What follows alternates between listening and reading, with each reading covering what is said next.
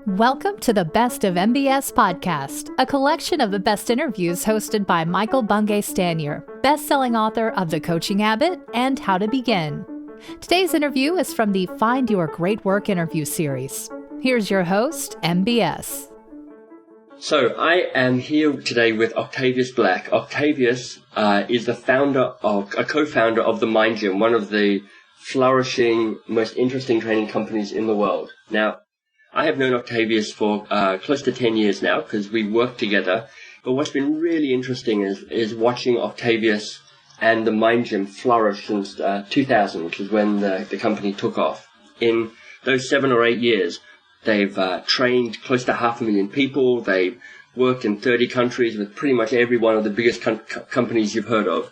And they're really revolutionizing the way training is done. They do it in 90-minute blocks with a series of sort of focused modules.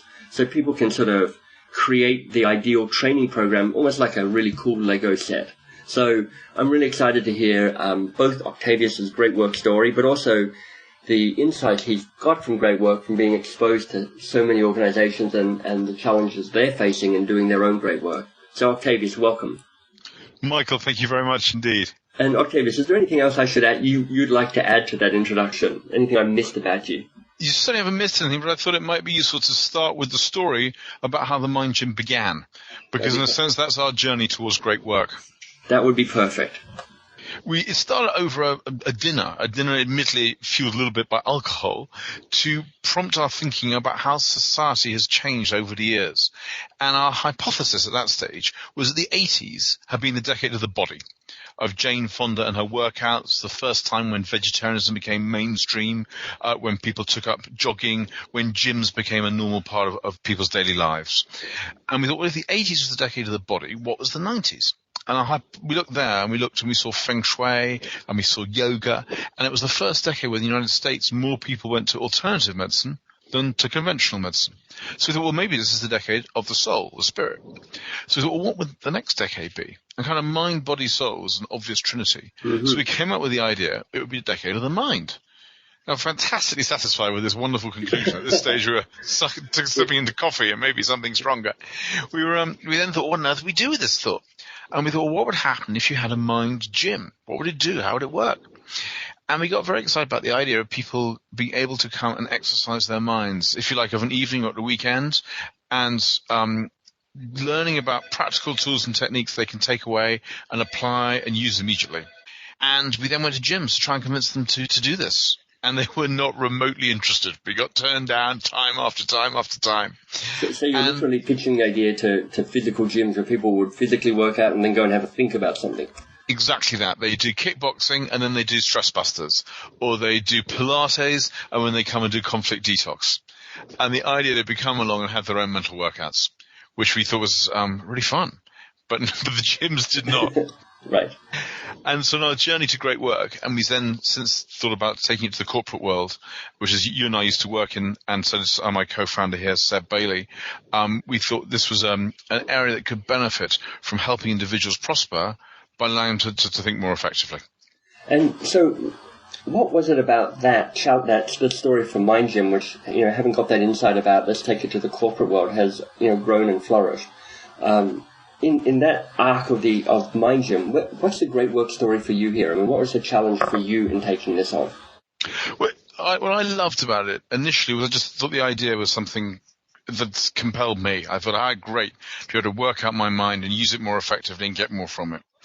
And then I looked at the world of learning and development, and I thought it's slightly ironic, but it seems to be the world of learning and development seems to be the world of business that's learnt the least, that's changed the least in the last 10, 20 years. It's still running the same sort of courses on the same sort of subjects and without any demonstrable results. So what we did was to get to a great place, if you like, was to look at the opposite of everything that was going on in this market and see whether we could do that. So there's an assumption that you couldn't learn, and the shortest learning unit was a day. So we made our longest learning unit 90 minutes. There was an assumption that you ought to have a fixed set of objectives that everyone needed to know by the end. We put in way more than anybody could take in 90 minutes, but the idea was each person would take the 2 or 3 things they liked most. Right. There was an assumption that needed to look very corporate, and so this is why the organization needs you to do this. We turned on its head and made it look very, very personal, and all about appealing to employee self-interest. And therefore what excited me was the whole area of how to challenge an orthodoxy. Right. To challenge what I saw as a slightly tired and traditional market with some great players in it for sure, but where 10 years ago it had not necessarily changed an awful lot. And I'm glad to say since it has changed an enormous amount, and see what we could do to shake things up and to give people better value. Now, one of the previous people I've talked to in this Great Work interview series defined great work as sort of sweaty palm moments. You could almost tell the importance of the work by just how sort of, that degree of anxiety you felt, the degree of sweatiness in your palms. So what was making your palms sweaty around this? I remember we kept losing money, which is always a slightly sweaty palm moment, especially when it's your own money. Right. And I remember my accountant saying to us, how much longer are you willing to do this before you realize it's not going to work?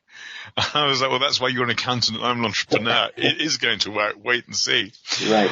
And I think that an aha moment for me, when I was talking to the head of learning at Goldman Sachs at that time, and I said to him, well, why aren't more people buying this stuff?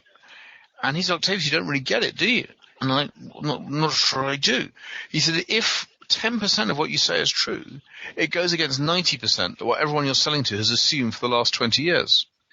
And therefore, in a sense, the nature of pioneering means it's going to be far harder to change a market than it is to simply turn up an existing market and adapt from that. And I think that was made me really feel this is great work. Yeah. We are taking on the old assumptions, the shibboleths of old-fashioned T&D and saying this can be done differently and it should be done differently, and we will show how it can be done differently. And that was a very, very exciting, and still is. That's I think that's one of the key insights around great work, which is one of the measures about whether you are taking on great work is whether you're pissing a few people off. If everybody is happy, then you're probably not doing great work. Great work is in itself inherently countercultural. Yes. Now, that can be countercultural within the organization in which you work. That's one of the reasons why it can be a challenge to do great work.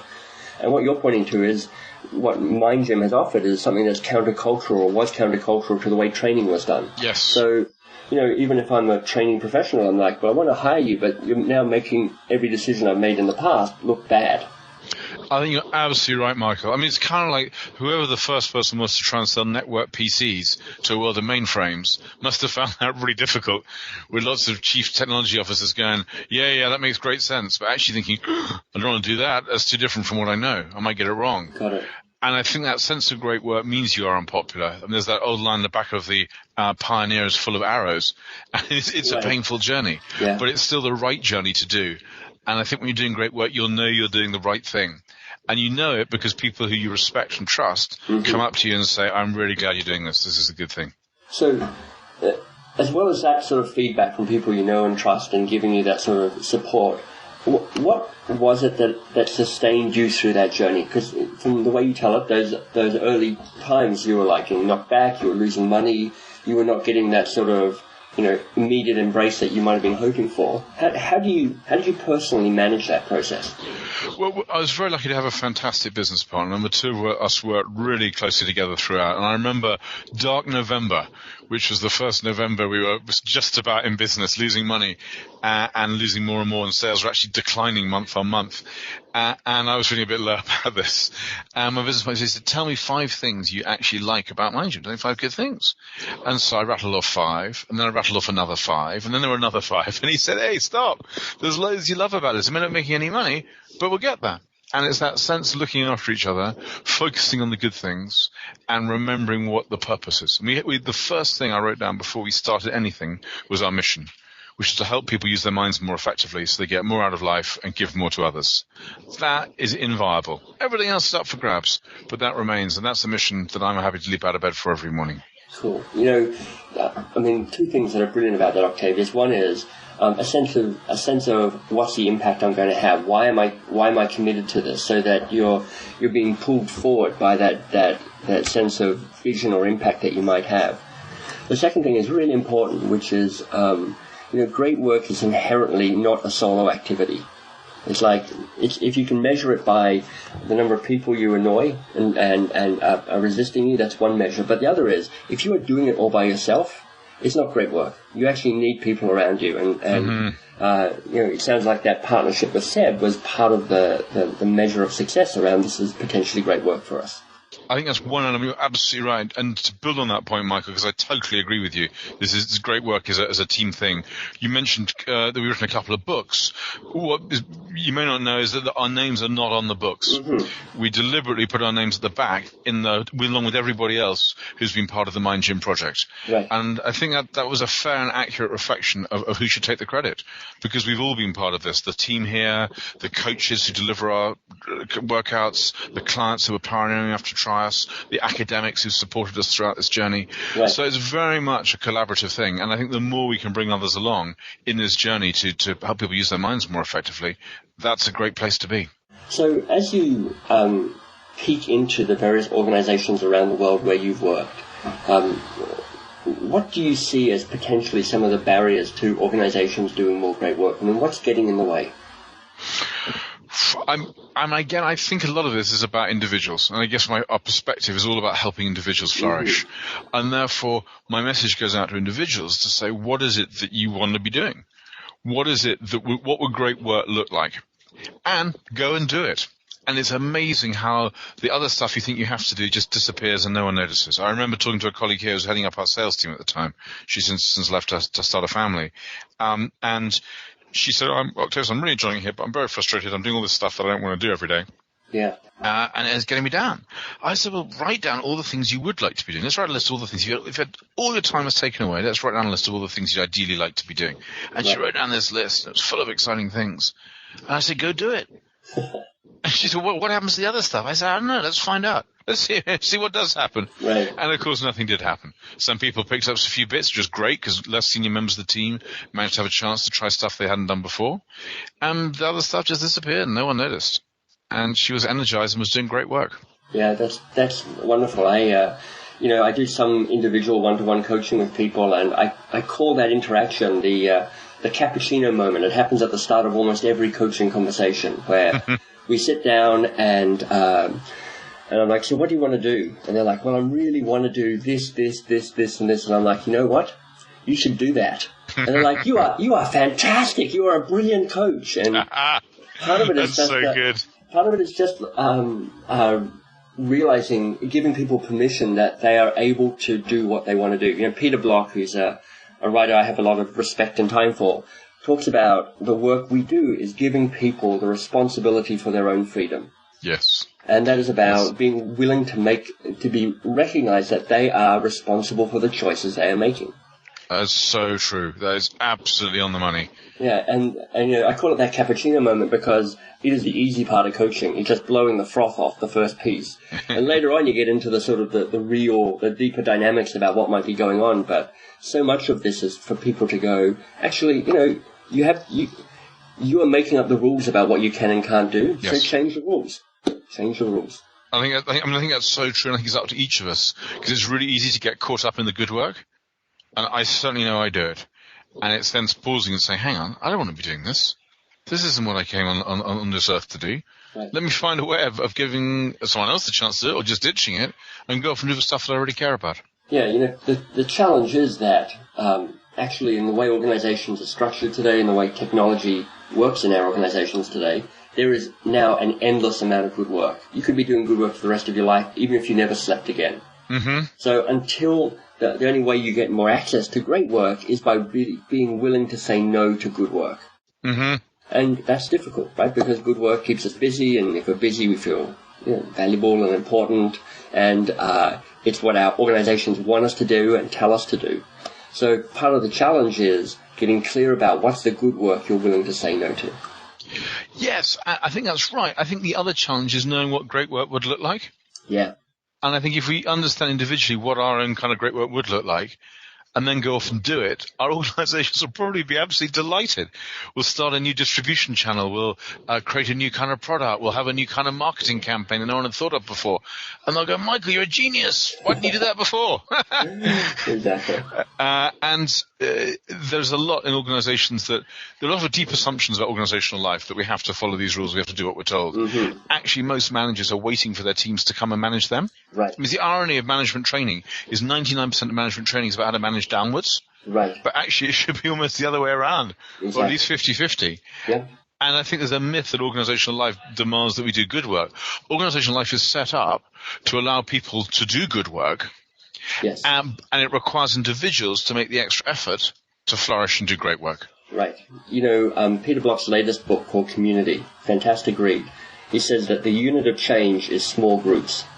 And if you are sitting in an organization waiting for the organization to declare, it's time for us to do great work, that won't happen. Yeah. And if as an individual you think it's only up to me to do great work, that is almost an overwhelming challenge. Mm-hmm. But if you can find the people on your team or in your group or people with collective interest to say, what are we going to do that's great work here?